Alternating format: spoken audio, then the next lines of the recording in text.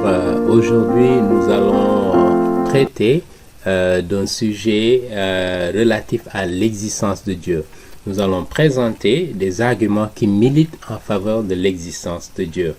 En effet, les scientifiques généralement collectent des données, formulent des théories et qui reposent sur des hypothèses, et naturellement ces hypothèses sont sous-tendues par une vision, certaines visions du monde.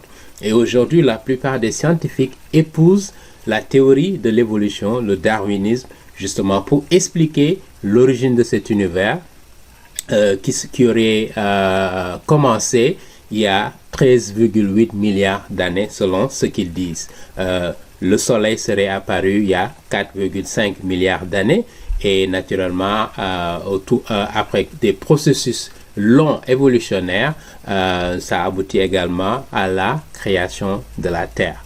On nous dit que c'est parti d'une particule qui s'est condensée, qui a explosé et qui a abouti à l'univers que nous connaissons du fait de l'expansion.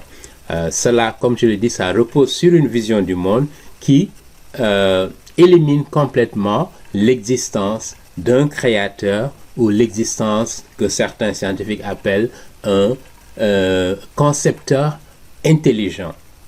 D'accord, donc à côté de cette vision du monde, nous avons une autre vision du monde qui postule l'existence de Dieu.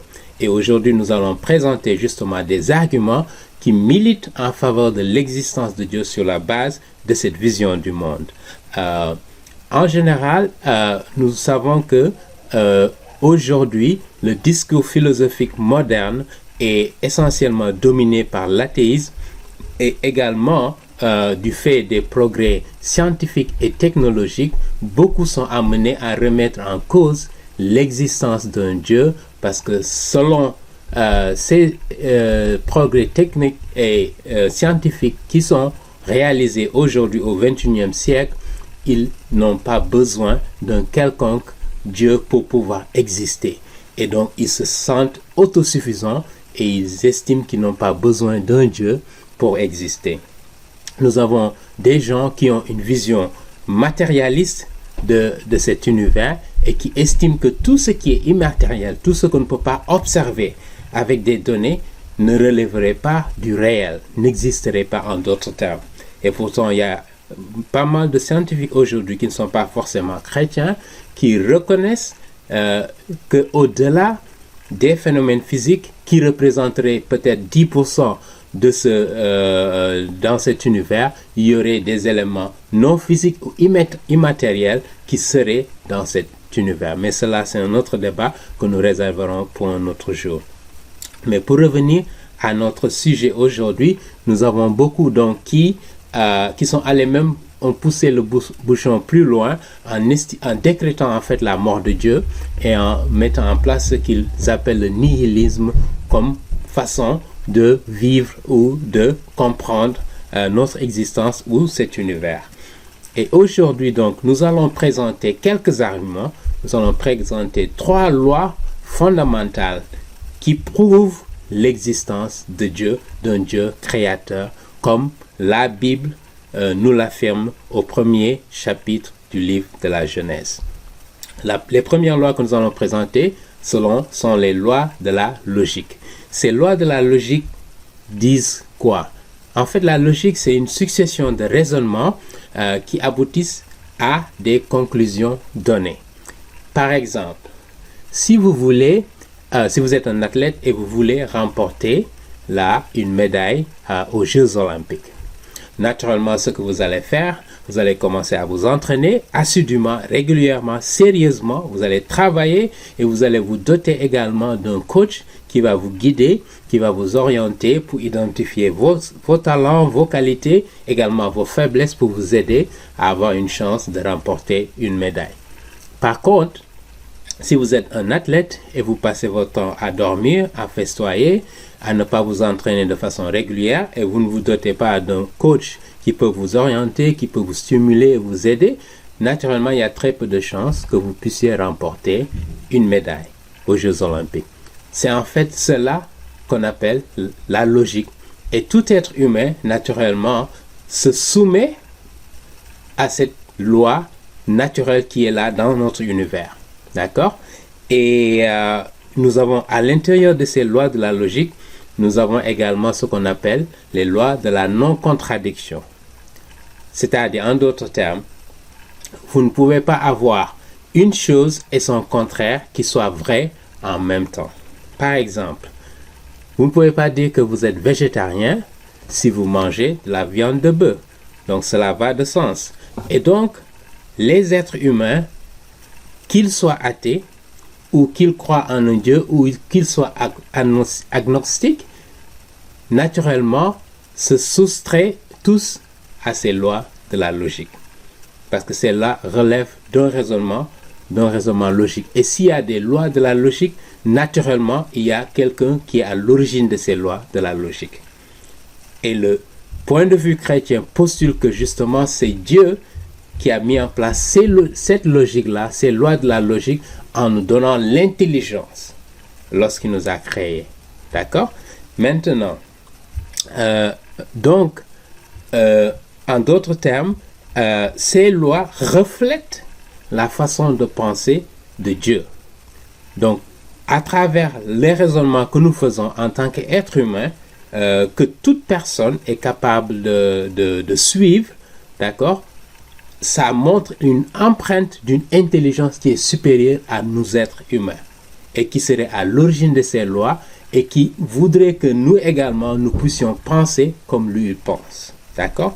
Nous voyons dans le livre de la Genèse que la succession des événements, des créations, d'accord, durant ces 6 jours de création, relève d'une logique, d'accord, parce que, et on voit que c'est un Dieu logique, qui est un Dieu qui a une intelligence, tu vois, qui a pu démontrer, qui a pu montrer une succession d'événements avec la création du ciel et de la terre au premier jour, la création de l'espace céleste pour que les planètes, le soleil, la lune, etc. puissent habiter.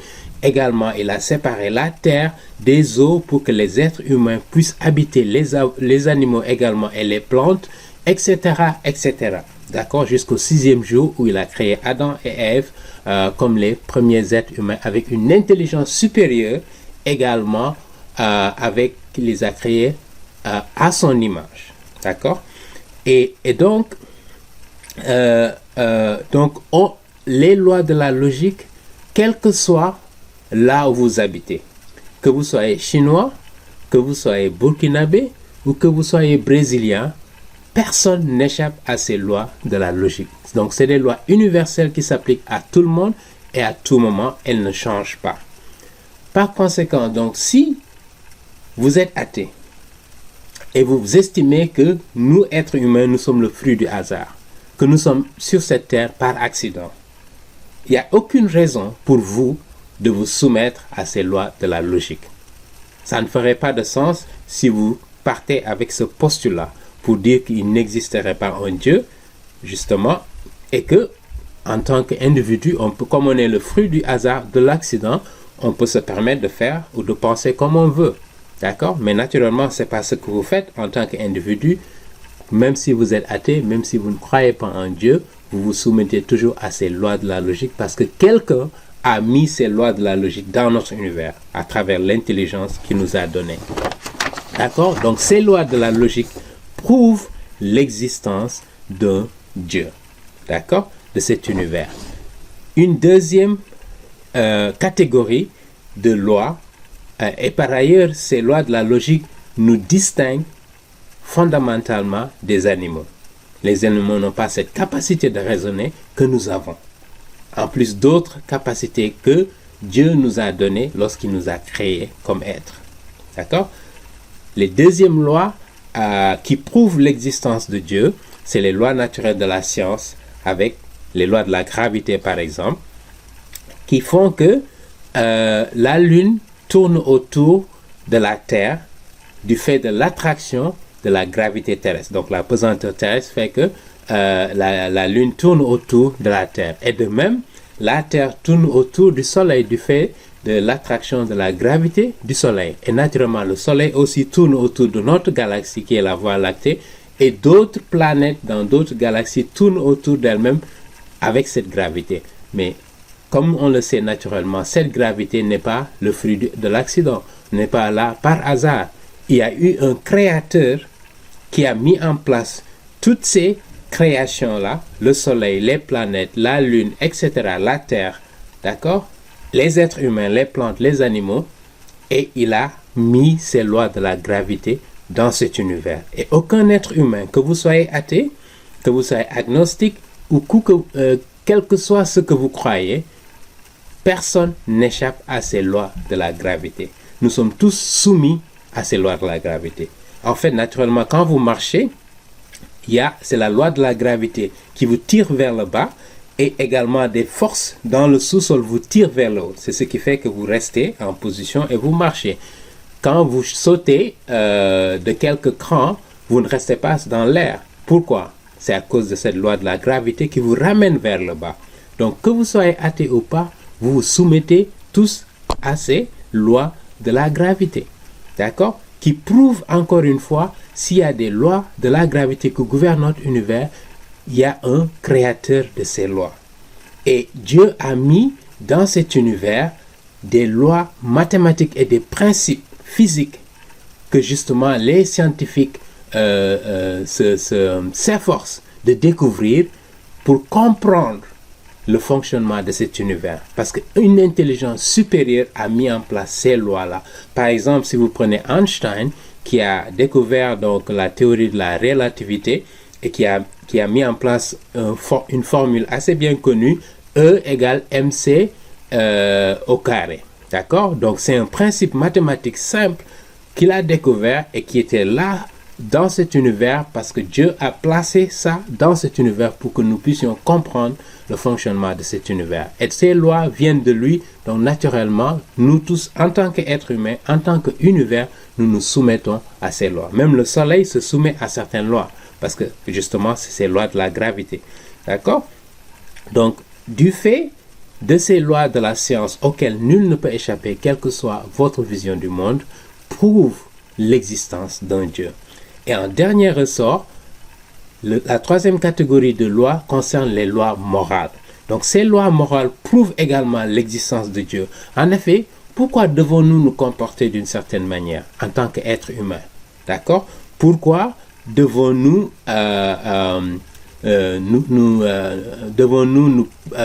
éviter de voler le bien d'autrui? Ou bien devons-nous éviter de mentir? Ou bien devons-nous éviter de tuer quelqu'un d'autre?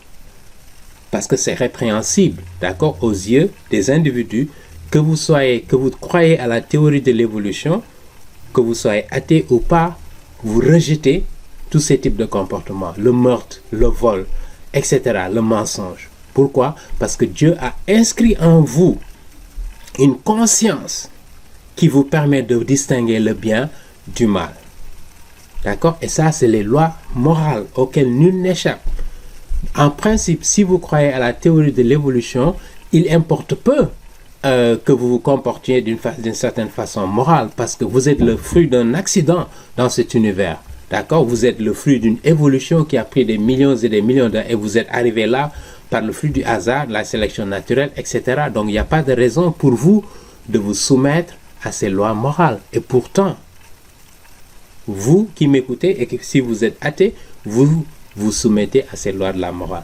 Un autre exemple, comment se fait-il que vous avez de la compassion pour des gens qui sont malades, par exemple, qui sont dans les hôpitaux aujourd'hui? Nous connaissons le Covid, continue de faire des ravages à travers le monde. Beaucoup sont hospitalisés au moment où on parle, et certains sur le point de mourir. Et nous avons des médecins, des infirmiers qui sont là pour les assister, et des gens qui viennent les aider parce qu'ils ont la compassion. Ils veulent aider ces gens pour qu'ils puissent retrouver la vie, une vie normale. Et pourquoi? Si vous croyez à la théorie de l'évolution, il n'y a pas de raison pour vous d'avoir de la compassion pour les autres, surtout les gens que vous considérez comme des faibles, et que vous, au lieu de se préoccuper d'eux, on n'a qu'à les laisser mourir. Pourquoi? Parce que on croit à la loi du plus fort, à la loi de la sélection naturelle. Donc il n'y a pas de raison de s'inquiéter. Des malades, on n'a qu'à les laisser. Ils sont faibles, ils ne sont pas en mesure de résister dans cet environnement. Et c'est comme ça que ça marche. Pourtant, vous avez de la compassion pour ces gens. D'accord? Donc ces lois morales existent bien et aucune personne ne se soustrait à ces lois de la morale. D'accord? La question qui se pose surtout pour ceux qui ne croient pas en l'existence d'un Dieu, c'est plutôt, ils voient à travers la création, ils voient à travers le soleil, la lune, les étoiles, les planètes, nos galaxies et tout ce qu'il y a comme recherche scientifique qui démontre ces choses qui existent dans cet univers. Donc ils voient cette création et ils ne peuvent pas, ils savent effectivement qu'il y a un créateur qui est derrière. Parce que la complexité de tout ce qui existe dans cet univers est d'une incroyable et grandiose, si vous voulez. D'accord? Donc, ils savent très bien, ceux qui rejettent l'existence de Dieu, qu'à travers la création, il y a un créateur. D'accord? Deuxièmement, ils savent aussi, avec la conscience que Dieu leur a donnée, d'accord? Ils savent qu'il y a des lois morales qui sont là, qui gouvernent notre univers. D'accord? Mais le problème qui se pose, c'est qu'ils rejettent délibérément cette existence de Dieu en le sachant déjà. Et la Bible nous a donné des illustrations. Si vous prenez la première épître de Saint Paul aux Romains, chapitre 1, verset, le premier chapitre de l'épître aux Romains, au verset 20, la Bible nous dit « Car les choses invisibles venant de lui depuis la création du monde sont clairement vues. » Donc toute personne, que vous soyez athée, que vous soyez agnostique ou quoi que vous soyez, vous voyez visiblement ces créations de Dieu, les êtres humains, les animaux, les plantes, etc. D'accord? Étant comprises par les choses qui sont faites, ce qui est créé, c'est-à-dire son pouvoir éternel et sa déité, de sorte qu'ils sont sans excuse. Le problème souvent de ces athées, c'est qu'ils ne veulent pas rendre compte de leurs actions. D'accord? Ils ne veulent pas être responsables devant un Dieu qui a créé cet univers, qui les a placés dans cet univers, en leur disant, voilà ce que je voudrais dans cet univers, parce qu'il est souverain et cet univers lui appartient. D'accord? Il nous a donné la liberté de le choisir ou de ne pas le choisir. Naturellement, c'est votre choix de le faire. D'accord? Mais il fait beaucoup plus sens de se soumettre à quelqu'un qui connaît mieux que vous et qui veut vous orienter dans la bonne direction pour vous aider, pour vous donner une chance d'avoir une relation avec lui et de connaître la vie éternelle.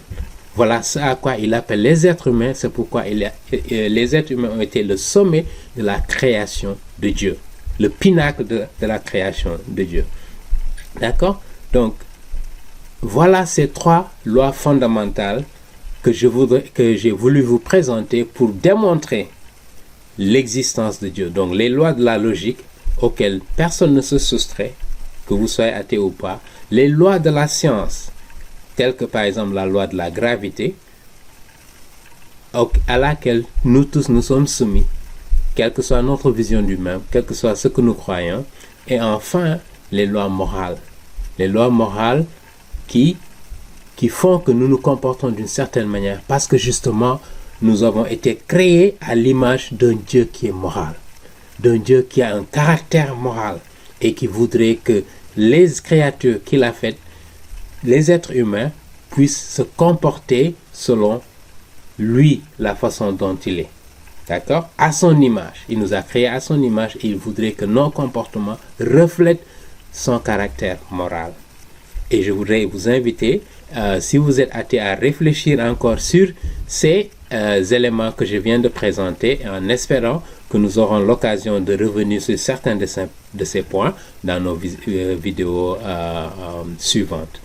Merci de votre attention et à très bientôt.